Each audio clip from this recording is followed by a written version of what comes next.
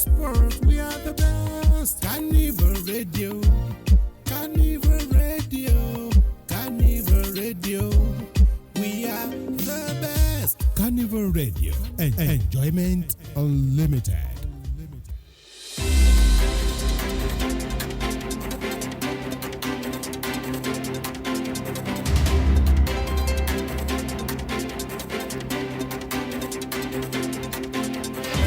Good evening and welcome. This is Carnival Radio World News. I am Oluwadamilare Badmos.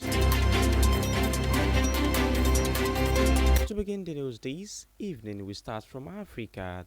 The final document of the Group of 20 Summit in South Africa says the organization will work towards the settlement of armed conflicts and lighten the burden of developing nations in the world. The summit, the first G20 gathering on the African continent, convened on Saturday for the first of 2 days with an ambitious agenda to make progress on solving some of the long-standing problems that have afflicted the world's poorest nations despite a boycott by the United States.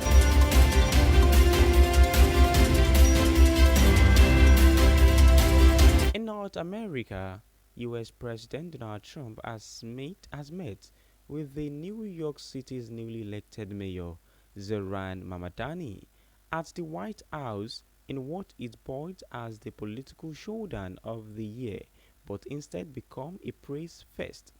In his election victory speech, Zohran Mamdani referred to Trump as a despot, which before Friday's meeting, the president's spokeswoman had said Mamdani's visit was a communist coming to the White House while having a meeting at the Oval Office. The both men struck a surprisingly conciliatory tone. The tone of the meeting appeared to strike political observers off guard, but offered a signal that they both understood that tackling the affordability crisis is critical to their political success.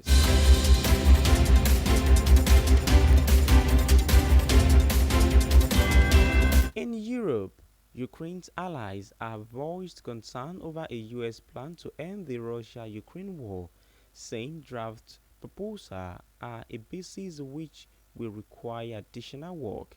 In a joint statement at the G20 summit in South Africa, they stated that the plans include important elements that will be essential for a just and lasting peace. Both also cited concern over border and limitations on Ukraine's armed forces. This comes a day after Ukrainian President Volodymyr Zelensky warned Kyiv over pressure to accept the plan, leaked details of which have been seen as favorable to Moscow. Donald Trump has given Ukraine until 27 November to accept the 28-point plan, while Russia's President Vladimir Putin has said that it could be the basis for a settlement.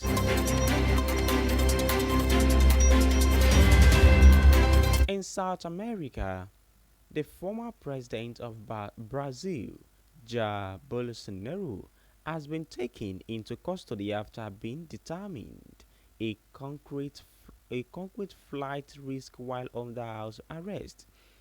The former Brazilian president was found guilty of plotting a military coup in September and sentenced to more than 27 years in prison, while he remains under house arrest pending appeals. Brazilian Supreme Court Justice Alexander de Moraes has said that the moves to detain him was a preventative measure after new facts came to light. These include attempts to break his ankle monitor and a call for a public vigil that could allow for a possible escape.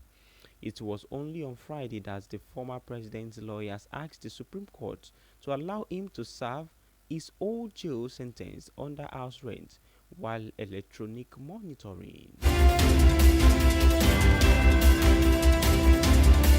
Out that we've come to the end of the world news this evening. You can check out our website at www.carnivalmedia.ng.